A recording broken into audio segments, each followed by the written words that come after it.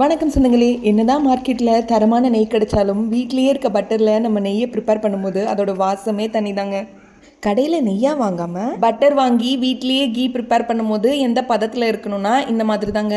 மேலே ஆயில் மாதிரி இருக்கணும், அடியில் அந்த ஒயிட் கலரில் இருக்கிற பட்டர் எல்லாமே ப்ரௌனிஷாக மாறணும். இதுதான் பதம்.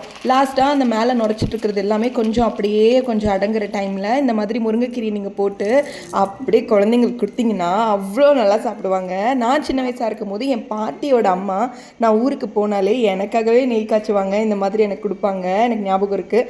அந்த மாதிரி இப்போ என் பசங்க நான் ப்ரிப்பேர் பண்ணி கொடுக்குறத சாப்பிடும்போது பார்க்க ரொம்ப ஹாப்பியாக இருக்கும். இந்த சைஸில் நான் இருக்கும் போது தான் பர்வதமாயா எனக்கு அந்த மாதிரி செஞ்சு கொடுப்பாங்க. நானும் இப்படி தான் ஒரு கொத்து தான் போட முடியுன்றது கூட தெரியாமல் எனக்கு இன்னும் வேணும்னு கேட்பேன் என் பையன் மாதிரியே. அடுத்து அந்த நெய் கன்சிட்டு கொஞ்சம் இருக்கும் பொழுது அதில் சாப்பாடு போட்டு சாப்பிடும்போது ரொம்ப ரொம்ப டேஸ்ட்டாக இருக்கும். எத்தனை பேருக்கு இப்படி சாப்பிட பிடிக்கும் கமெண்ட்டில் சொல்லுங்கள். மறக்காமல் நெய் ப்ரிப்பேர் பண்ணும்போது அடுப்பை சிம்மில் வச்சுக்கோங்க. இப்போ நம்ம சேனலை சப்ஸ்கிரைப் பண்ணிக்கோங்க.